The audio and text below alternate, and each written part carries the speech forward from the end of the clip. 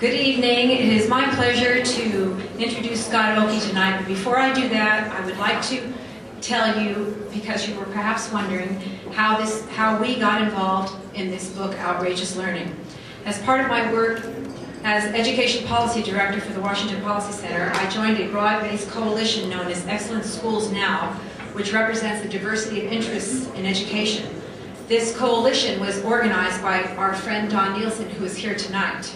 Don is a respected former president of the Seattle School Board and a member of the advisory board for my research center, and is here as our friend, and we thank him very much for all the help he's given us. As part of our discussions about education reform, Scott Oakey one day emailed a working manuscript of his education manifesto to all the members of the coalition and asked for comments. At the time, I was working on our own education reform plan, which is 8 practical ways to reverse the decline of public education. We at the Washington Policy Center read the manuscript and were very excited about Scott's ideas for improving public schools and for improving educational outcomes for children. Through a series of meetings, we helped Scott revise and edit the manuscript, craft it into final form, and set it up for publication. The result is the book before you today. One reason we are so excited about Scott's book is that once you start reading it, you will quickly see that this book is different. It avoids all the technical jargon and heavy academic prose so common to books on education. Scott's style is very readable and accessible. It's like sitting down for coffee with the author while he talks about how to make schools better. And his ideas are full of wisdom and understanding and respect for teachers, principals, parents, and most importantly, children. I'm honored to introduce Scott Oakey tonight. Scott is a second-generation Japanese-American whose parents were interned during World War II. In 1980, he co-founded his own software company.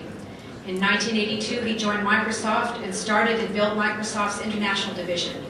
4 years later, the international division accounted for 42% of Microsoft's revenues and over 50% of Microsoft's worldwide profits. In 1986, Bill Gates asked Scott to become the first senior vice president for the company with the responsibility of turning around Microsoft's money-losing U.S. sales and marketing division. Imagine that, a money-losing division at Microsoft. 3 years later, that division was producing over 20% of the operating profits of the company. By the time he retired in 1992, Scott was overseeing 3,000 employees.